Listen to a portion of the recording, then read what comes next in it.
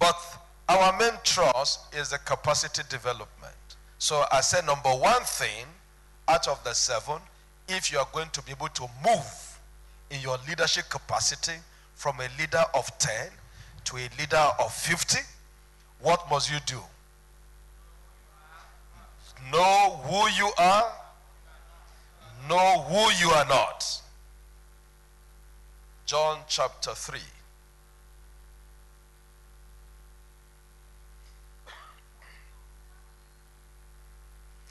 John chapter 3, verse 30 and 31. Say, he must increase, but I must decrease. He that cometh from above is all. He that is of the earth is earthly, and speaketh of the earth. He that cometh from heaven is above all.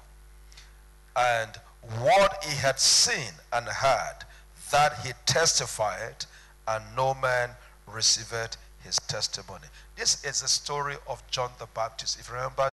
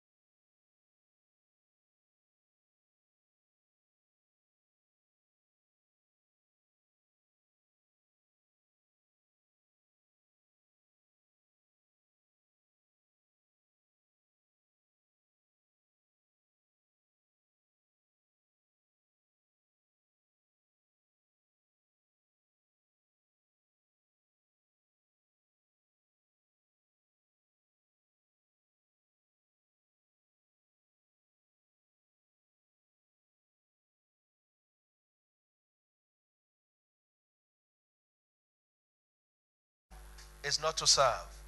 Or to come around you is to criticize the whole system. And no provision is made of the way. The Bible says somewhere, Eshaja give. What's wrong with you? We didn't come here to joke. You get what I'm saying? We take the house of God very seriously. So if you give you an assignment to do, get knowledge. What does it take to take a biblical offering? I've been assigned to lead prayer. How can I lead it and everybody will pray and pray intelligently? Does that make sense? I've been asked to lead announcements. How am I going to present this announcement in an improved style? I was with Foursquare Gospel Church in VGC doing a meeting for them, and a brother was asked to lead prayer for Nigeria. Hey, God bless that brother. He was given only 15 minutes to lead prayer for Nigeria.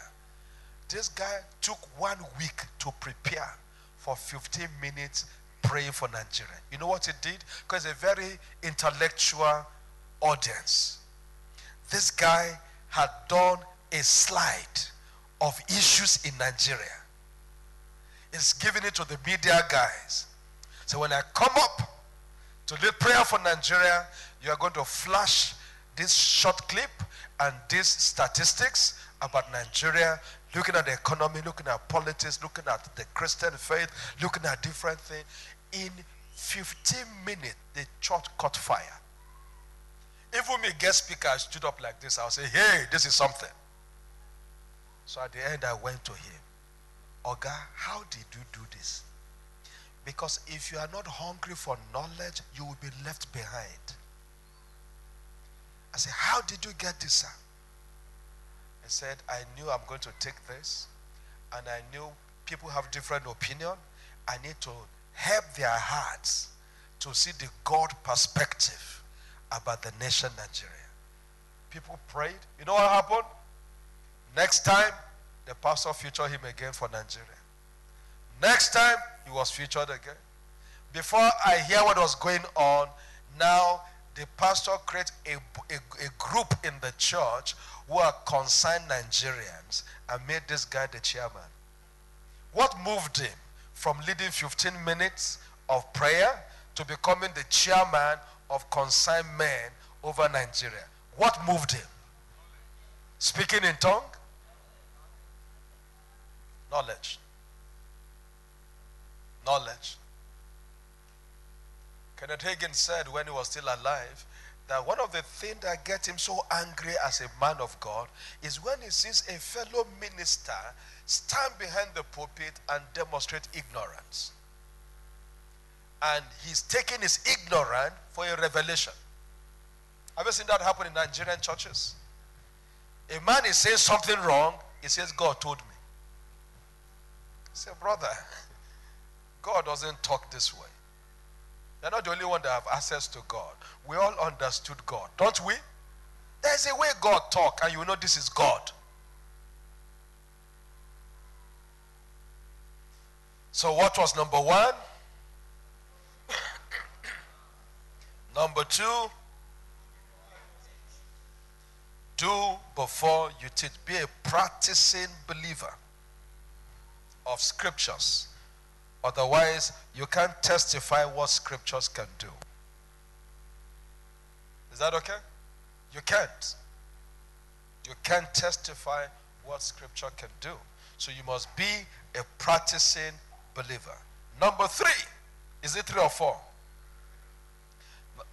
No, 4. 4.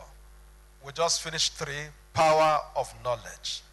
That is very, very important. When I talk of knowledge, not just knowledge of what to do in terms of your assignment, knowledge of the God you speak for. Who is God to you? Are you hearing me? Who is God to you?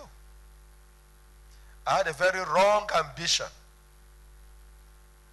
many years ago. Very, very wrong ambition. How did I call it? Because the man, I belong to a generation of some Christian leaders. You've heard about Smith Wigglesworth? You heard about him? You heard about Lister Sumrall? They are all late now. And I don't know if anybody have heard about Reverend Yemi Ayodele. It's based in Houston. Good. Now, here is the drama. Smith Wigglesworth ordained Lister Sumrall. Lister Sumrall ordained Reverend Yemi Ayodele. Reverend Yemi Ayodele ordained me. Did you see the line? Lister Sumrall raised 23 dead souls in his lifetime before he died. Lister Sumrall raised several dead souls back to life. I live with Reverend Yemi. I traveled with him. I have seen mighty move of God. You got what I'm saying? Dead people coming back to life, amputated leg growing, leg that has nothing, not grew to normal size. And he said to me one day, he said, Samson, you belong to an enviable lineage of Christian leaders who have seen the power of God. He says, keep it and be greater than them all. So here is my wrong drive. I say, if Lister Sumrall raised 23, I will raise times 2. So how many did I want to raise? And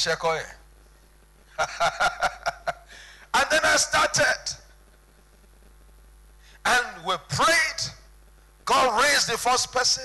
God raised the third person, the second, the third, the fourth. I was excited. People saw me as being anointed.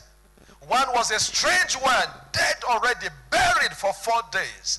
I said, the Lord told me she will come back to life. This thing was in the papers in my city. We went to burial ground, dig the grave, people gathered, prayed. And this sister came back to life. I saw myself as, yeah. Then God came to me one day. I said, raising dead people is not the gospel. You know what God is telling me? He said, that is not the gospel. The gospel is getting men saved from the power of sin to the power of God. I didn't ask you to be looking for dead people. Because that time when I do meetings, I said, bring the dead. God said, who asked you? Preach to the living. Preach to who? The dead is dead. Why are you looking for the dead?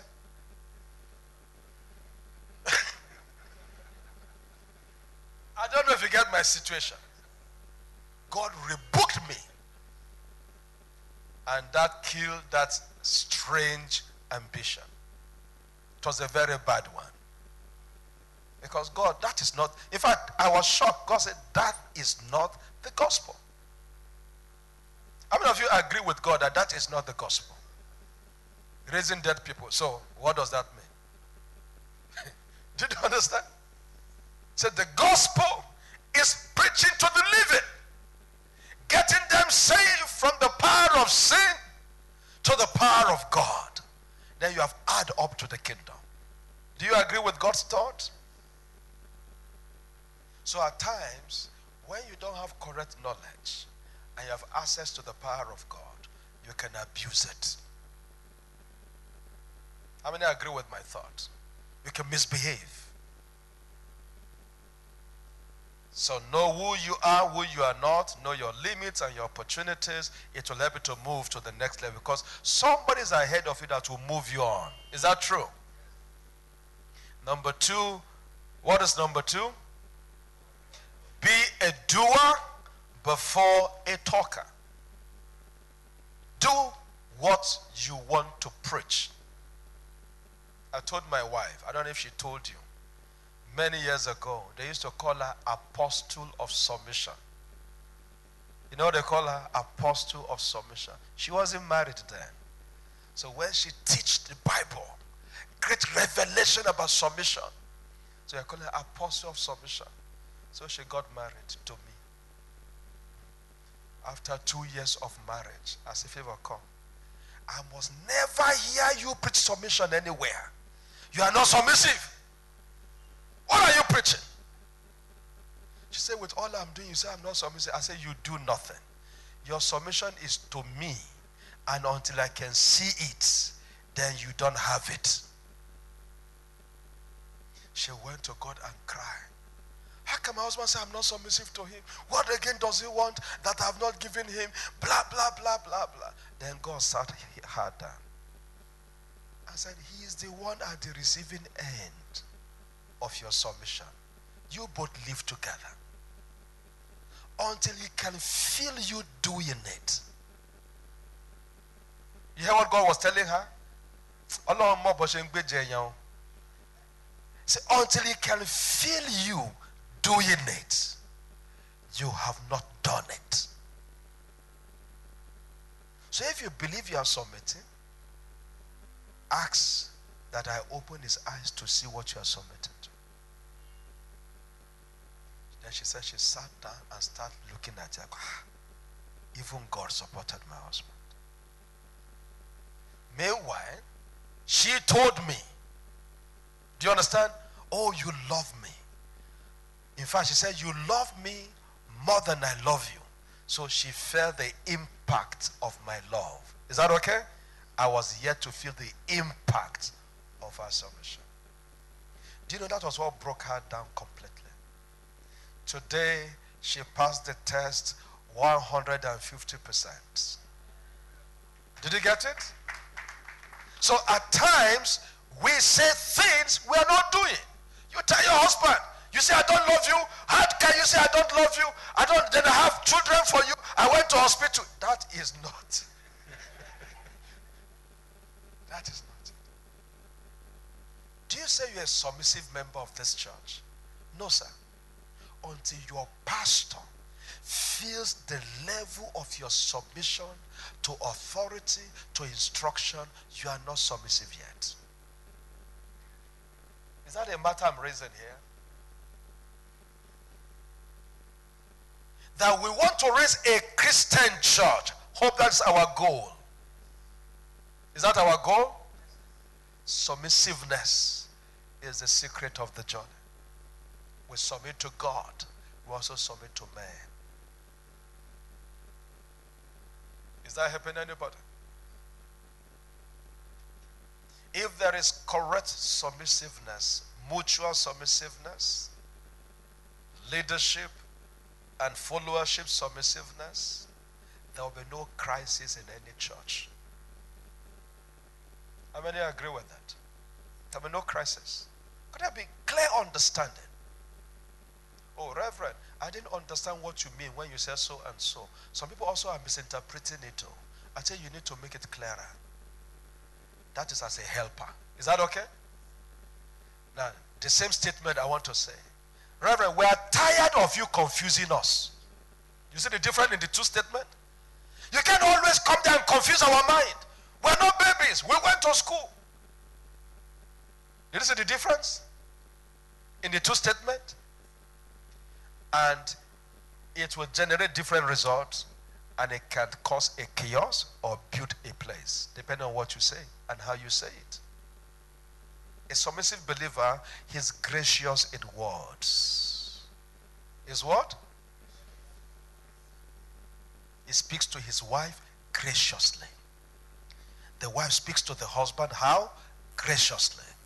You even rebuke your children graciously.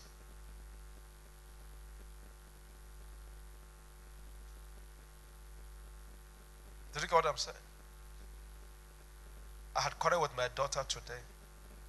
I'm confessing to you. But it was a good quarrel. Can I tell you my language of the quarrel? She ought to have submitted a form to something for something in overseas, and she had delayed. And I said to her, I sent her a test this morning.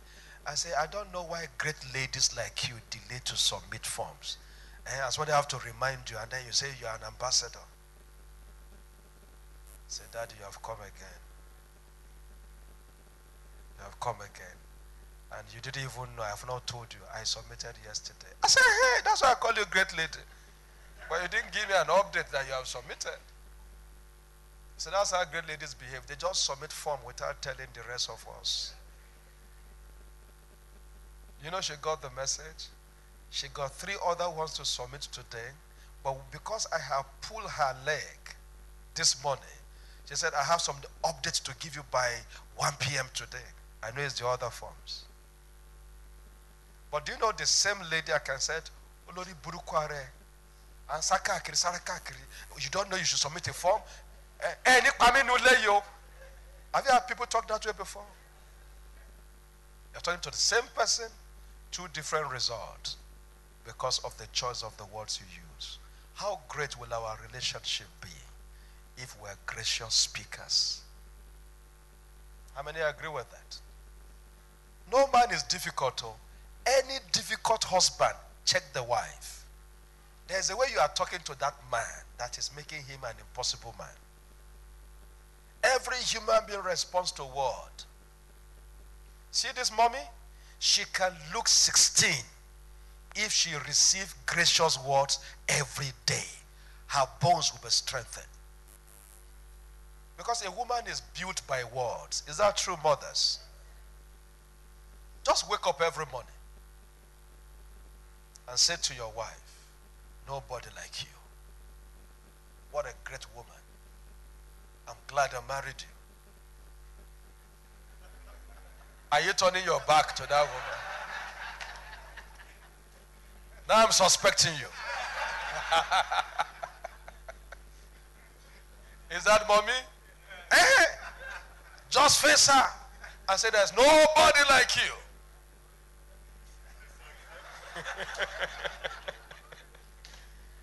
Thank you for all the courage you did for me. I know you meant well. It's all about getting a good home. You've been a good fighter. And you buy her a gift for fighting you. I'm telling you, marriage is good. Anyway, let's talk about leadership. Let's leave marriage alone. So, did you follow me to this point? So, number 4. And you'll be surprised that I put it at number 4. Is that number 4 or 5?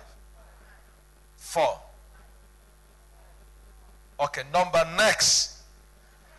Does that solve it? Okay, number next. And that will surprise you. Why didn't I mention that from the beginning? No, it's not the first step. If you're going to move as a leader from one level to another level, you must, apart from having knowledge, you must be administratively stable and predictable. What kills so many organizations today, either church or secular, largely is the administrative policies. I'll give you an example. Most people don't like to work with Indian companies for too long. How many knows that? Most people don't like to work with Lebanese for too long. When you work with them, you are just working with them to get your footings. It's not a place to stay forever. Who knows why? Thank you, sir. Indians are very unpredictable people. Who knows other reasons? Have you worked with them before? Huh? They are users. They use you and throw you away. So before they throw you, make sure you throw them. You do your quick plan. And what again? They don't have consistent structure. 3 of you, sir, can be employed by an Indian company as directors. The same level, but your salary will not be the same. Who knows what I'm talking about? Your salary won't be the same. If you're an Indian person, you will head the remaining 3. No matter what they know that you didn't know. That's why their businesses also rises and fall. Rises and fall. You hear that they have bought over that company, or Oh, they have bought over this one. No, they're changing ownership back and forth because the life is not structured. So it is with any church that is not structured. Don't run a church that doesn't have a closing time of service. Don't run a church that does not have a time for opening prayer. That anybody anywhere will know by this time, service have started. By this time, service have closed. If we're going to have a special meeting where we're going to close late, it has been announced to the people because we're going to have a special program. We might close a bit late, so prepare for that. So prepare for that. Do you get the picture I'm painting here? Structure. Two things must take the most of your time in every service: quality praise worship, quality message. Every other thing. Did you get what I'm saying here? Every other thing is snapped. This church is blessed with a good choir. You have good instrumentalists. Are they Christian? Because you can be very good playing and you're not a Christian. So that's for our reverend to check the Christianity of the guys behind the machine. Least they lead us to dance to God. The same guy, we find them in clubhouse playing jazz. Then on Sunday they are back in church playing bass guitar. Then Friday night they're in another club playing jazz. And when you are preaching, they are sleeping. And when you are preaching, they walk out and go and do some telephone calls or go and be gisting outside. And then they hear that you raise a song, they quickly come up and start playing. If these are the guys playing for you, you are far away from acceptable spiritual worship. Did you get what I'm saying? But if they are disciplined people, they have their notebooks also, they have their Bibles with them, they are seated as correct students of the Bible, and they put their skill to play, they will go far for God. So, correct administrative lifestyle, not just in church, in your personal life. Be a structured person. Run a structured home. Do you understand what I mean by all of this? You don't get to the house and your shoe is in the sitting room. Your belt is somewhere else in the children's room. When you want to dress up and go out, you disturb everybody in the house. Where's my brown shoe? It's brown shoe I'm looking for. Then look at that place. What of this? There was one singlet I wore. Where is?